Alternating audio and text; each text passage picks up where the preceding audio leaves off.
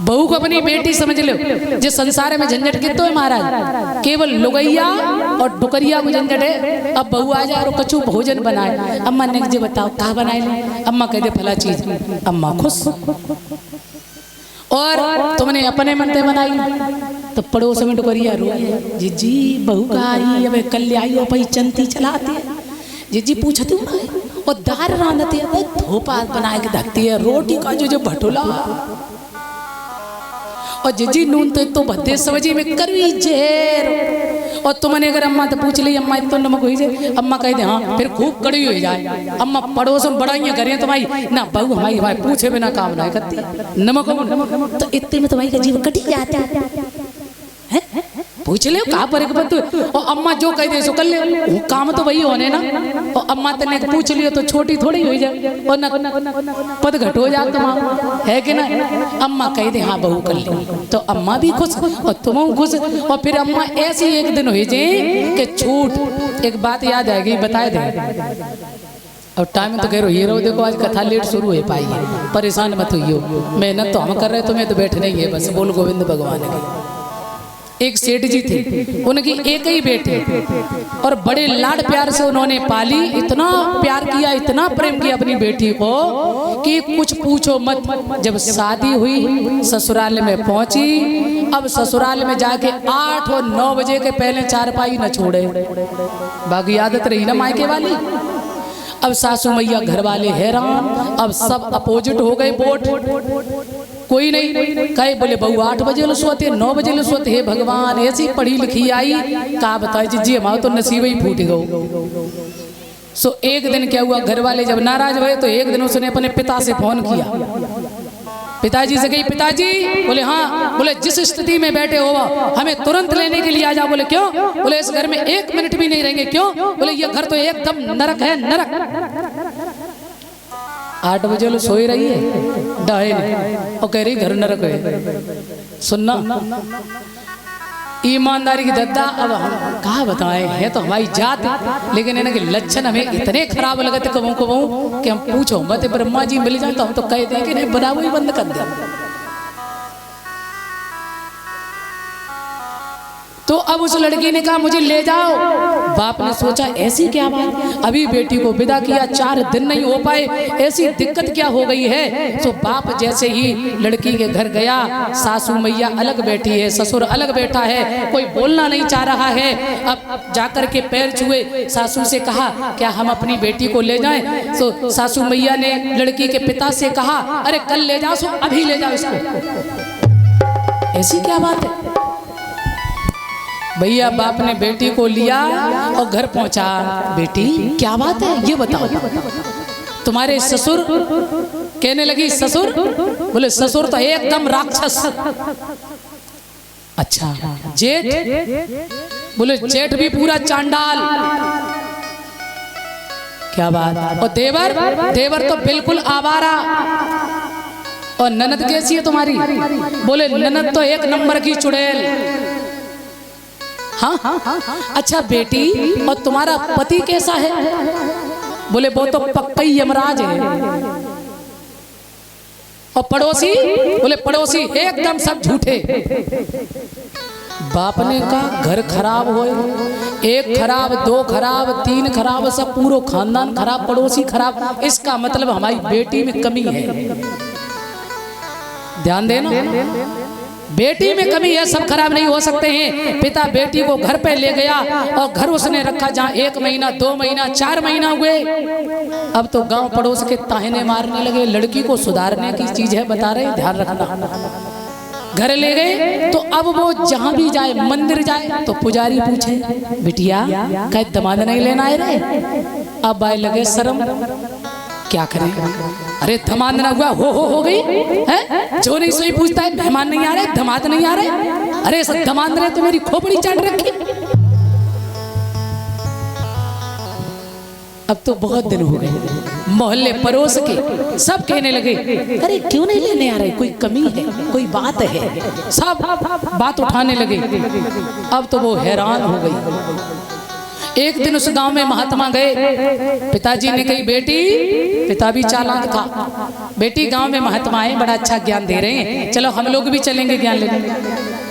सब महात्मा का सत्संग सुनाया और पिता ने, अब बेटी छक गई, अब उसको मन में ये लगने लगा कि कैसे भी करके हम ससुराल, हाँ अब ताहिने लग रहे ना पड़ोसियों के, अब लग रहा कि घर ही पहुंचे।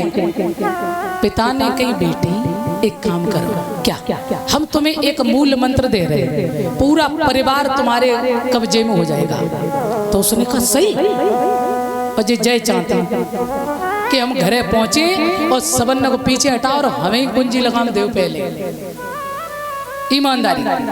तो अब उसने, पिता ने कहा बेटी तू बस एक काम करना, क्या, यदि तू मेरी बेटी है तो लाज रख ले मेरी, और तू किसी से, चाहे तेरी डोकरी कुछ कहे, तेरी सासू कुछ कहे, तेरे ससुर कुछ कहे, तेरा पति कुछ भी कहे, मगर तू एक ही मंत्र है तेरे लिए, क्या, तू मौन रहेगी, बस तू कुछ नहीं बोलेगी। तो पिताजी हम मौन रहेंगे तो कितने दिन में मामला सुधर जाएगा, कितने दिन में ये पूरा घर, बोले एक दिन वो आएगा कि तेरी सासू तुझे खुद ही चाबी दे देगी, तुझे पूरे घर का मालिक बना देगी और सब तू जो कहेगी सो ही करेंगे, सब तेरी मुट्ठी में। तो बोली क्या बड़ी बात है, कर लेंगे। पिताजी लेके गए ससुराल और सासू मैया तो कई बेटी को लेके आई, सासू कहाँ बोले जे तो एक नंबर की चुड़ैल आई घर में। तो सासू मैया ने कही ठीक है तो हम क्या करें, बोले अब की बार एक मौका दे, ध्यान देना।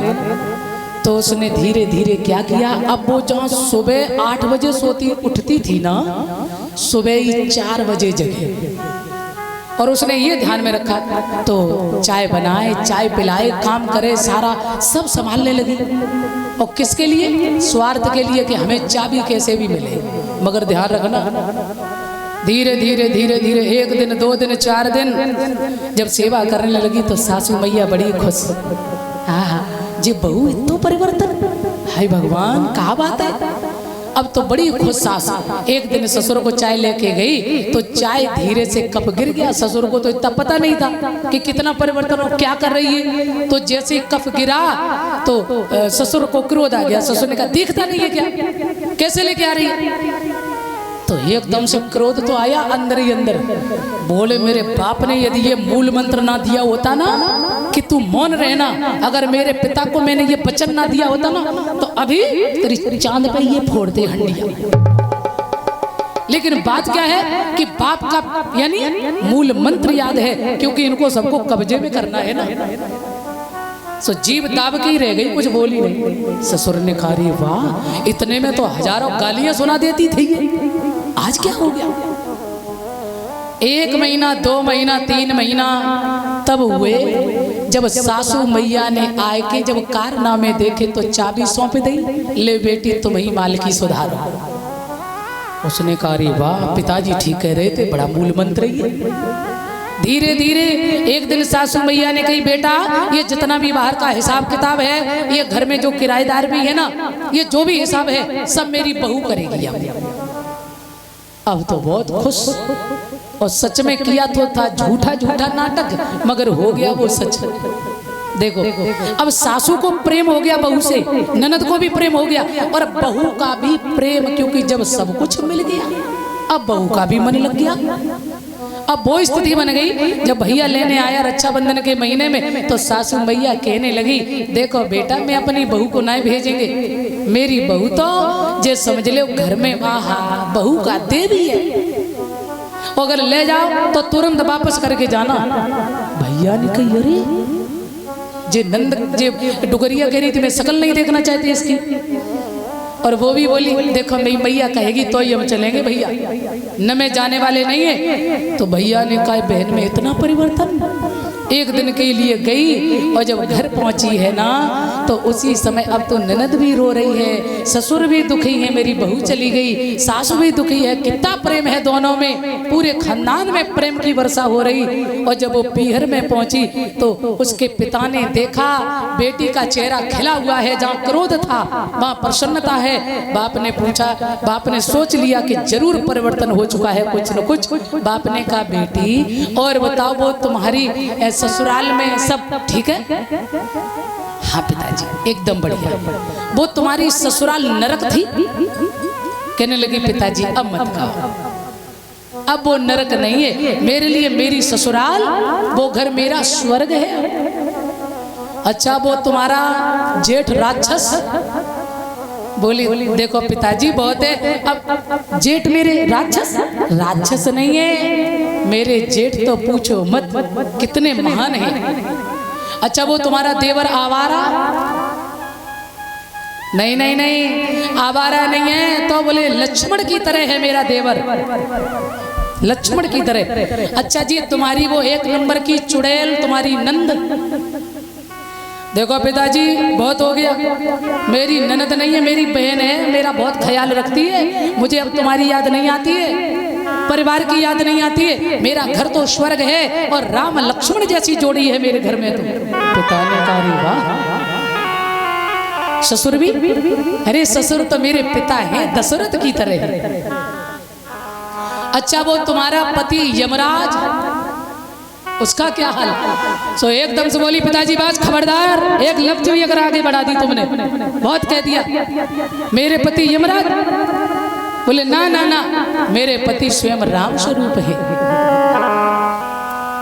पिताजी ने उसी समय बेटी की पीठ को ठोका, एक मूल मंत्र काम कर गया है। अब बेटी में तुझसे प्रसन्न है, तूने बाप का नाम रोशन कर दिया।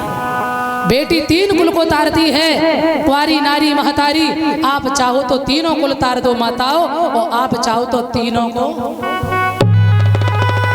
इसलिए मैया एक ही निवेदन है कि अपने सास ससुर की सेवा, बुजुर्गों की सेवा, इनसे आशीर्वाद मिलेगा। और सासू भी अपनी बेटी बहू को समझ ले, कभी झगड़ा नहीं होगा।